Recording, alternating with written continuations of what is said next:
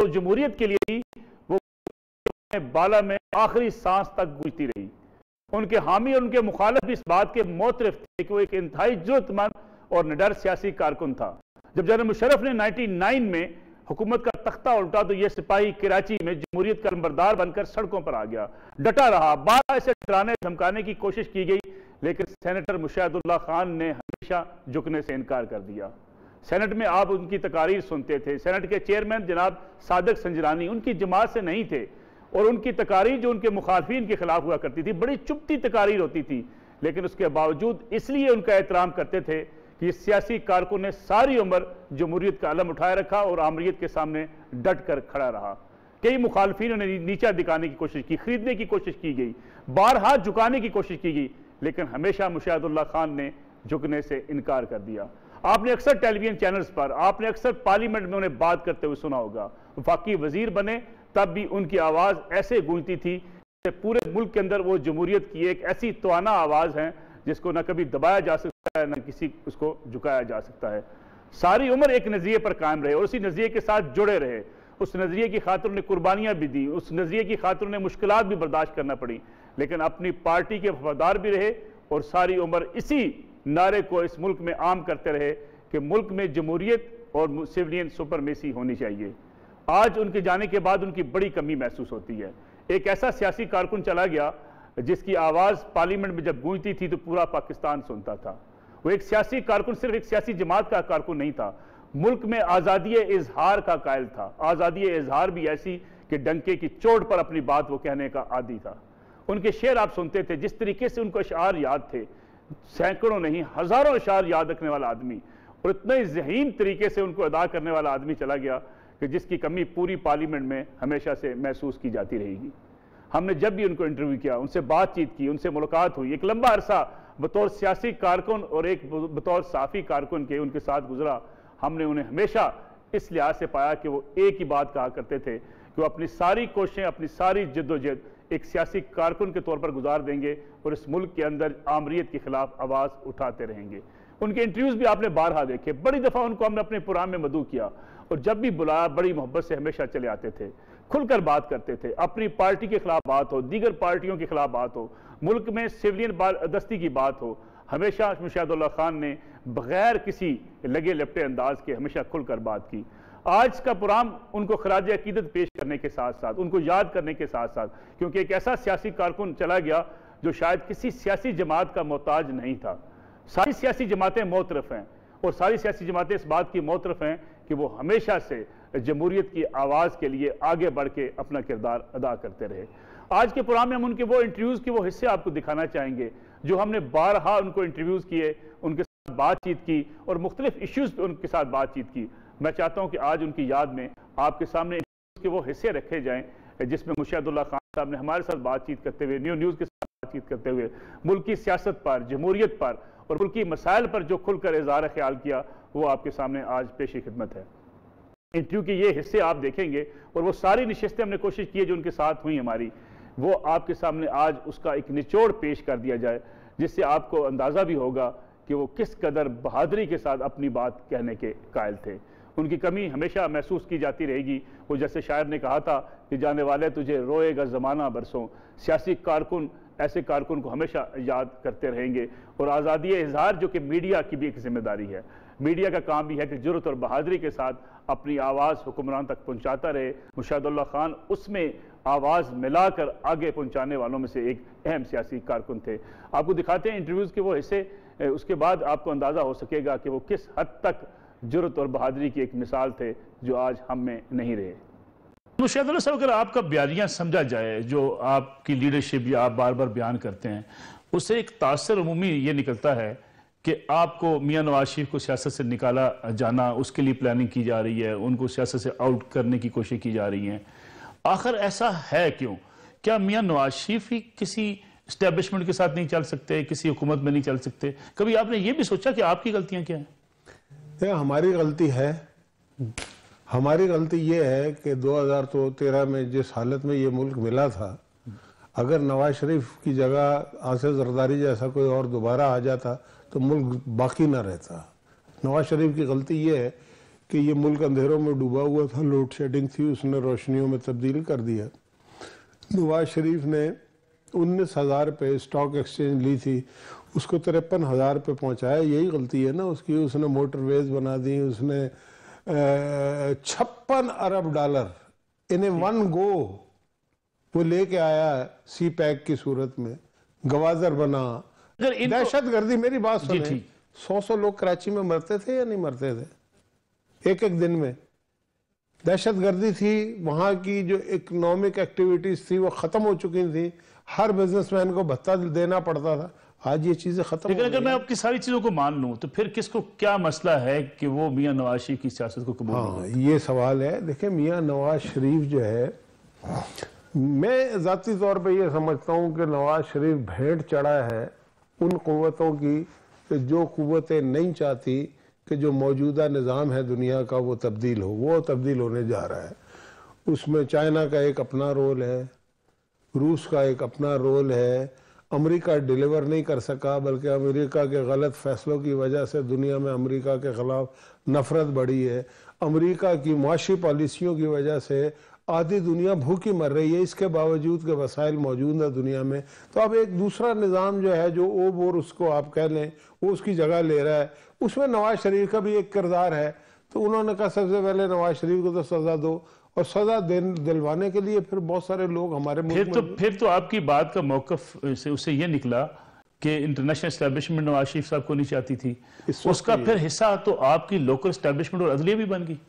देखिए, बात यह है कि ये अदलिया जो है हमारी, माजी में डॉक्ट्रिन ऑफ नेसेसिटी तो इसी अदलिया ने दी ना।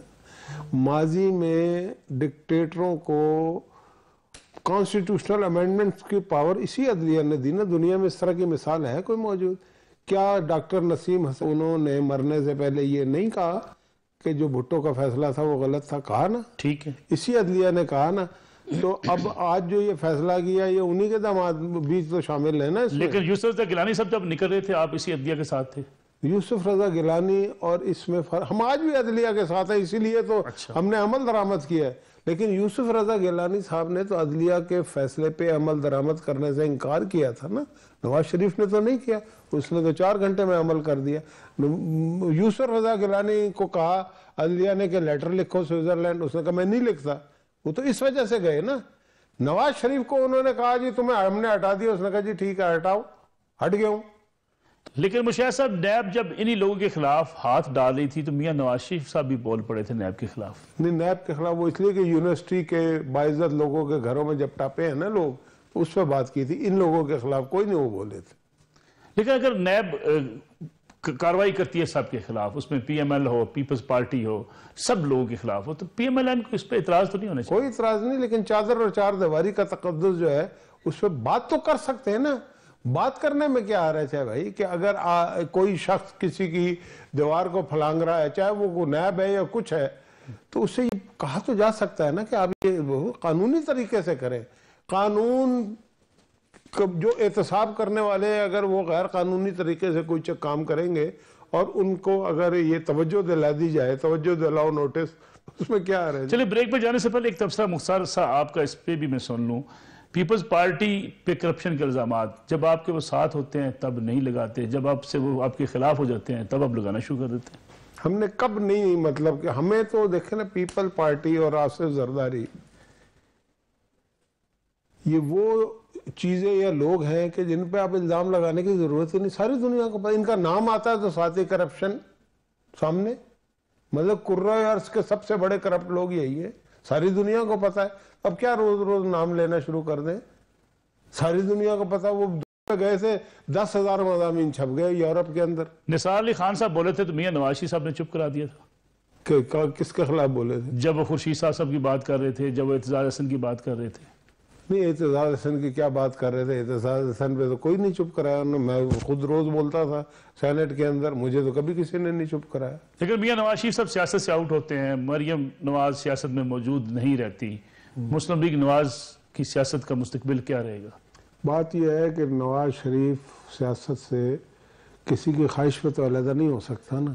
नवाज शरीफ उस वक्त तक इस मुल्क की सियासत में रहेगा जब तक अवाम की उसको हिमायत हासिल है, और वो रोज बरोज बढ़ती जा रही है, ये मैं आपको बताऊं। लोग कहते हैं कम हो रही है। लोगों को कहने देना, लोग तो और भी बहुत कुछ कहते हैं ना, लोगों का तो काम ही कहना है, लोगों को छोड़ें आप। लेकिन जीटी रोड पे जितने लोग इकट्ठे हुए हैं पाकिस्तान की तारीख में कभी भी इकट्ठे नहीं हुए। चले मुशाहिद साहब, एक और ब्रेक लेनी है, ब्रेक से वापस आते हैं, मुशाहिदुल्लाह खान साहब से बातचीत का सिलसिला जारी है।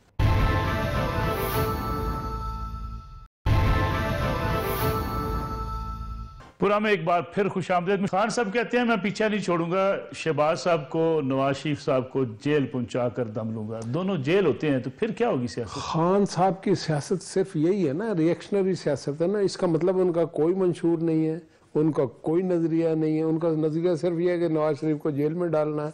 उस नवाज शरीफ को कि जब वो 2013-14 में आपके घर आता है तो आप उससे अपनी सड़क बनवाते हैं। क्या बात करते हैं, मतलब कि आपका कोई आइडियोलॉजी नहीं है।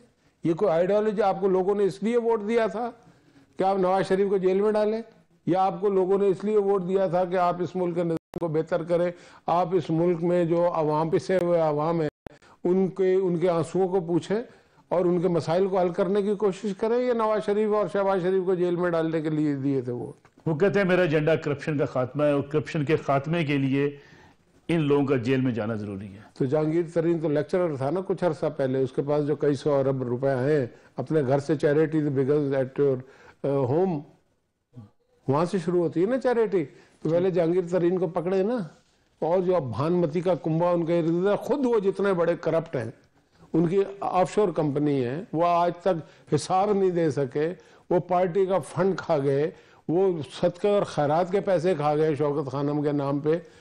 तो आप कौन से को दूध के धुले हैं भाई, आपको आसमान से उतरे। लेकिन मुशाहिद साहब, क्या करप्शन का खात्मा होना नहीं चाहिए पाकिस्तान से? बिल्कुल होना चाहिए, लेकिन करप्शन का खात्मा वही करेगा ना जिसके हाथ साफ होंगे। इमरान खान करेगा क्या?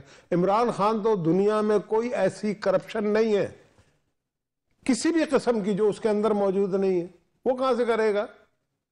करप्शन सिर्फ फाइनेंशियल नहीं होती, वो भी है उसमें, हर किस्म की करप्शन करता। बाकी कोई लीडर नहीं है हमारे मुल्क में ऐसा जो इस तरह से करता हो। वो करप्शन खत्म करेंगे तो इसका मतलब है करप्शन नहीं खत्म करना चाहते ना, करप्शन तो फैलाना चाहते हैं। वो कहते हैं कंपैरिजन कर लें पंजाब को केपीके के साथ।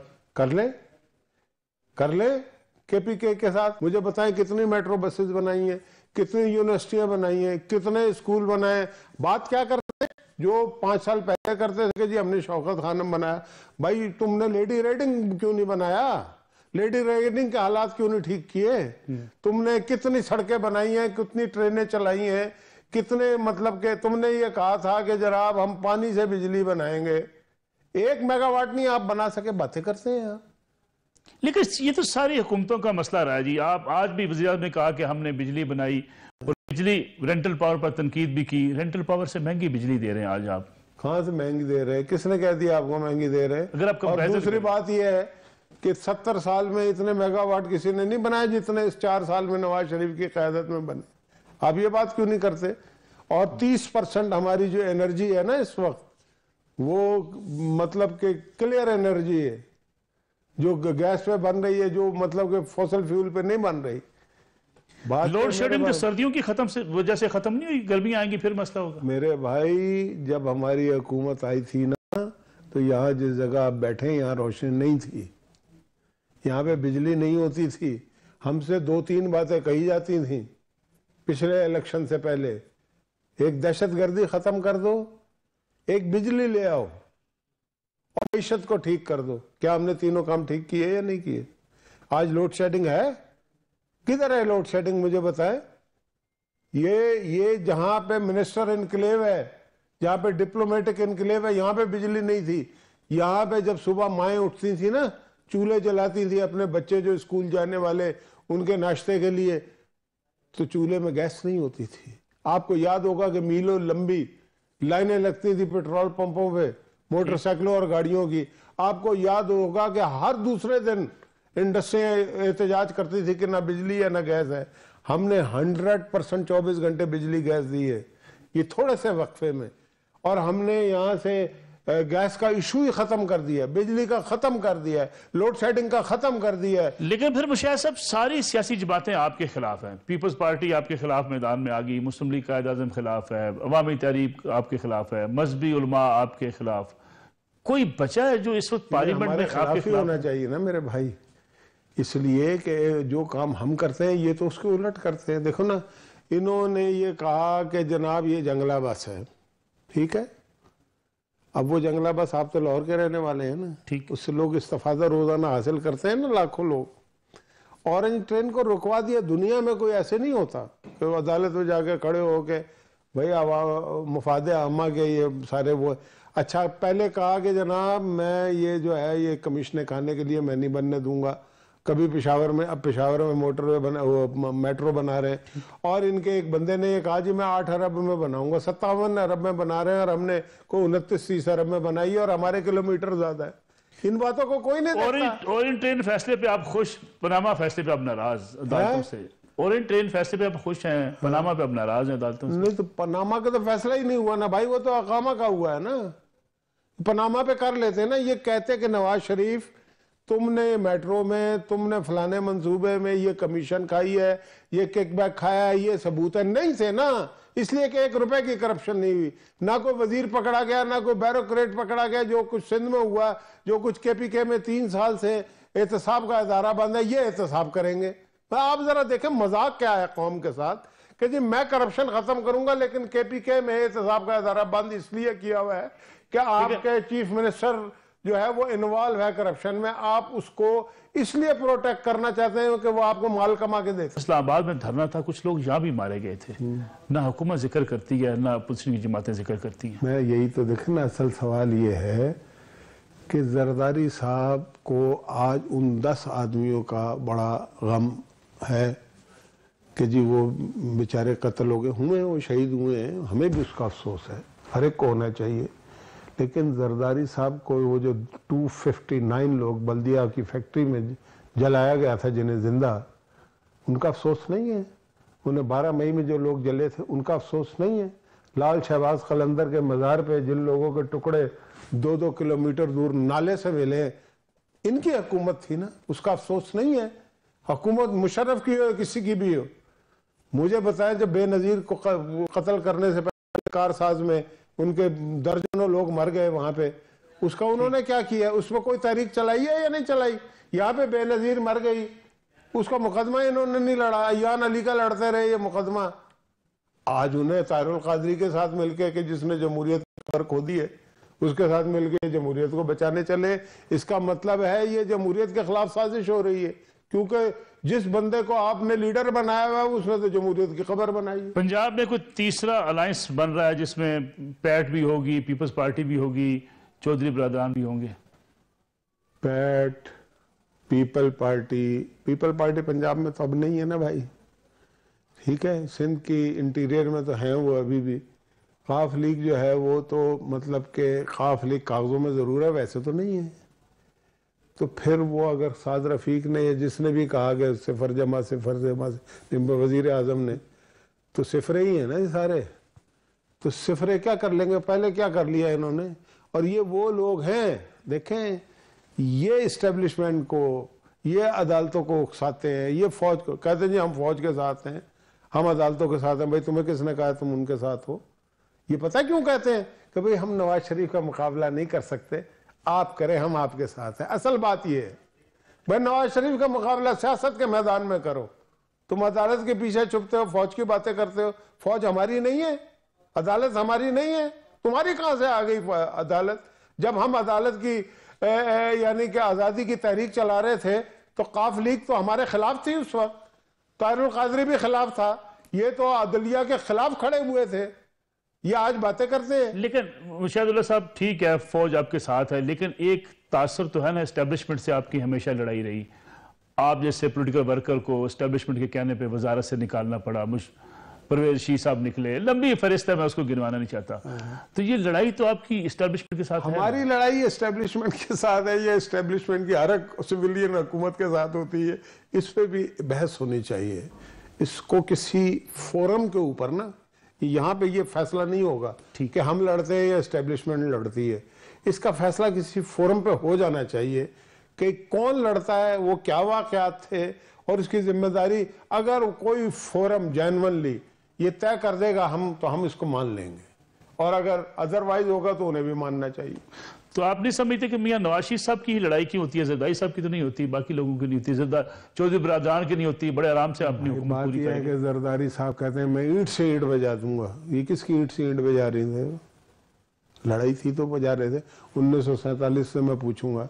और बहादुर इतने है कि उसके बाद उनकी ब्रेक सीधी दुबई में लगी थी उनकी गाड़ी की, बीच में रुके नहीं।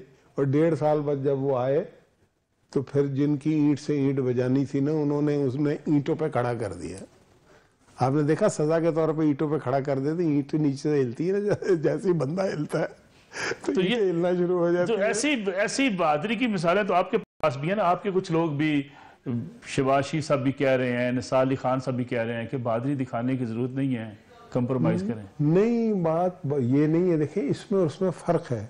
कंप्रोमाइज किस चीज, किससे कंप्रोमाइज करें मुझे बताए ना जरा, चले किससे? वो कहते हैं मियां नवाज शरीफ साहब आराम से घर बैठ जाएं, मरियम को घर बिठा दिया जाए, पार्टी की लीडरशिप। ये कंप्रोमाइज तो ना हुआ ना, ये तो अलहदगी हो गई ना। ये तो कभी भी नहीं कहा उन्होंने।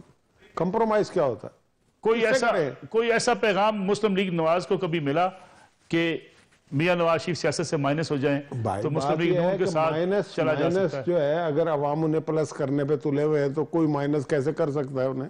वैसे कोई ऐसा मैसेज मिलता है? बात मैं तो बता रहा हूं ना, मैंने तो शुरू में आपको कह दिया, जब तक पाकिस्तान के अवाम की ताकत नवाज शरीफ के पीछे है उसका कोई बाल बेका नहीं कर सकता। चले मुशाहिद साहब, एक और ब्रेक लेनी है, ब्रेक से वापस आते हैं। मुशाहिदुल्लाह खान साहब से बातचीत का सिलसिला जारी है।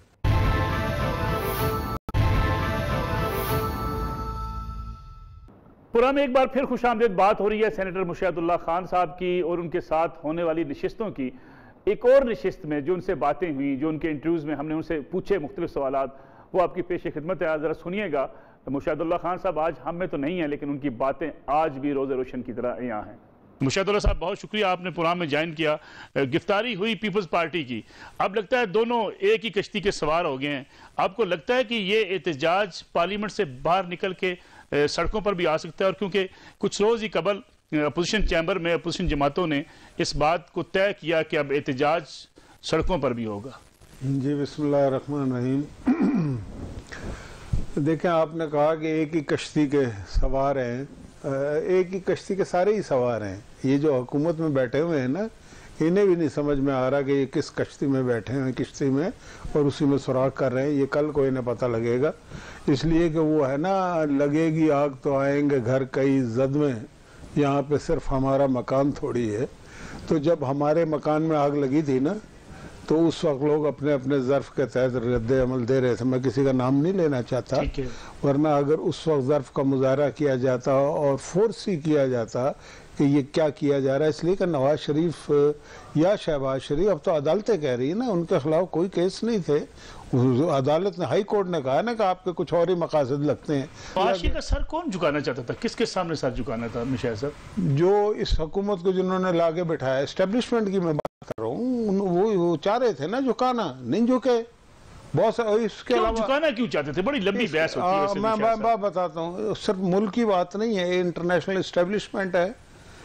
उनको बहुत ज़्यादा तकलीफ थी नवाज शरीफ से, ख़ास तौर से सी पैक की, कि जी ये चाइना जो है एक बड़ी ताकत वो बन गया है, इकोनॉमिक पावर बन गया है, दीगर शोबों में भी, जंगी लिहाज से भी, और कुछ मसले, लंबी चौड़ी बात है, मैं उसमें फिर वो सी पैक के बाद ओवर कर रहा है, जिससे दुनिया के 4.5 अरब लोगों पे उसका ट्रिकल डाउन इफेक्ट पड़ेगा, जिससे यूरोप, एशिया और अफ्रीका जो है, ये इसको वो मिलाने के चक्कर में ट्रेन के ज़रिए से और सड़क के ज़रिए से ये मंजूर नहीं है कुछ ताकतों को, उन ताकतों को। नवाज शरीफ साहब का कसूर सिर्फ सी पैक था?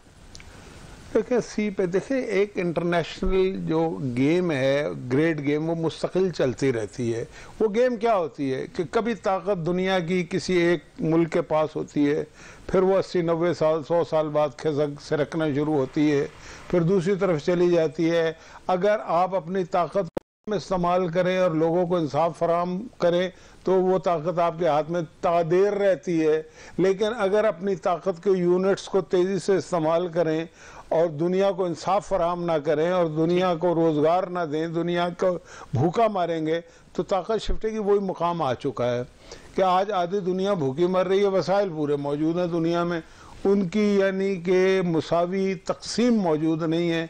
इस वजह से चाइना को मौका मिला है। रशिया जिसको ये समझ रहे थे गिरा दिया है, उसके साथ उन्होंने डिफेंस पैक्ट कर लिया है, फिर और बहुत सारे लोगों को अपने साथ। अब वो लोग जो हैं डिफेंसिव तो हैं। अच्छा, इसमें अब वो ये देख रहे हैं कि चाइना के एडवांसमेंट में किस किस का मरकजी किरदार है, उसमें एक नवाज शरीफ भी है, तो सजा तो देनी है ना उसको। फिर रास्ता निकालना भी तो जरूरी होता है ना मुशाहिद साहब? नहीं, रास्ता तो निकालना जरूरी होता है, लेकिन ये बाईलैटरल होता है ना, ये यूनिलैटरल तो नहीं होता ना। आपको वजारत से हटाया था, सर नहीं झुकाया था? मैंने सर झुकाया था क्या? मैं आज तक उसी जिन्होंने आपको हटाया था मियां नवाज शरीफ साहब, उन्होंने सर नहीं झुकाया था। उन्होंने इस बात को तय किया था कि ये कीमत अपने साथी की देनी पड़ रही है, इस कीमत को देने से पाकिस्तान के अवाम को क्या मिलेगा। तो वो बहुत बड़ी बात थी। लोड शेडिंग खत्म की, गैस शेडिंग खत्म की, मेट्रोज बना दी, बहुत सारी चीजें बना दी। आप कंप्रोमाइज नहीं कहेंगे? ये कंप्रोमाइज नहीं है, ये प्रायोरिटी सेट करनी होती है बाज़ औक़ात आदमी को। इसका ये भी तो मतलब है ना कि वो पीछे हटे हैं, एडवांस नहीं किया। वो जो आप कह रहे हैं कि जो चौधरी निसार वाली बात, तो यही वो बातें थी ना, वरना डाउन लीक्स कोई लीक्स नहीं थी ना, ये धरना था सब जाली था। ये जो मुझे हटाया गया था कोई ऐसी बात नहीं थी, सारी दुनिया को पता है जो मैंने की थी, वो बाद में साबित भी हुई मुख्तलिफ मौक़ों पे मुख्तलिफ लोगों के ज़रिए से। तो भाई बात यह है कि नवाज शरीफ की गलती सिर्फ यह है कि पहले एटम बम के धमाके किए, अब एक मुसलमान मुल्क को 56 मुल्कों में से उसको माशी ताकत वो तेज़ी से बना गया था। मतलब कि 3% से उठा के 5.79 पे ले जाना, जिसका इजहार अभी वली अहद जो है सऊदी अरब के, उन्होंने रिपीटेडली किया, इमरान खान के सामने भी किया और हम जिस मीटिंग में थे उसमें भी किया। तो ये किसने किया था? इसी बात की सजा है ना। तो इसमें सर आप एक तरफ कह रहे हैं नहीं झुका, दूसरी तरफ मैं तो आपसे पूछ रहा हूँ कि निसार साहब कहते थे कि निसार साहब कहते हैं, तो आप ही ने अभी फरमाया ना कि जो मेरी कुर्बानी दी है, तो इसका मतलब है कि नवाज शरीफ फ्लेक्सिबल था ना, वरना वो वहां पे भी अड़ सकता था कि भाई मैं नहीं करता, मैंने कौन सा जुर्म किया था। परवेज रशीद को हटाना पड़ गया, तारिक फातमी को हटाना पड़ गया, वो ये कोई खुशी से नहीं हुआ था। अच्छा, ना हटाते तो क्या होता? ना हटाते तो वहीं पे फंस जाते, और ये जो बहुत सारे अवामी काम थे ना, ये बीच में रह जाते। ये पहली दफा है, ये बल्कि वाहिद वजीर आजम है दुनिया का कठपुतली सिलेक्टेड वजीर आजम जो पता क्या कहता है, जब अपोजिशन लीडर था तो ये हुकूमत वालों को कहता था वजीर आजम को कि मैं तुम्हें जेल में डाल दूंगा। अब वजीर आजम बन गया, जैसे भी बना है, तो फिर अपोजिशन वालों को कहता है कि मैं तुम्हें जेल में डाल दूंगा। यार ये दुनिया में कोई ऐसा लीडर देखा है आपने कि वो अपोजिशन में और हुकूमत में हो, उसका काम ही लोगों को जेलों में डालना है। भाई आपका असल काम क्या है? चलें जी, आप बन गए ना, जैसे भी आपने कहा था ना 1 करोड़ नौकरियां दूंगा, वो किधर है? एक भी नहीं दी। आपने लोगों को लाखों लोगों को बेरोजगार कर दिया। आपने एक भी मकान किसी को नहीं दिया।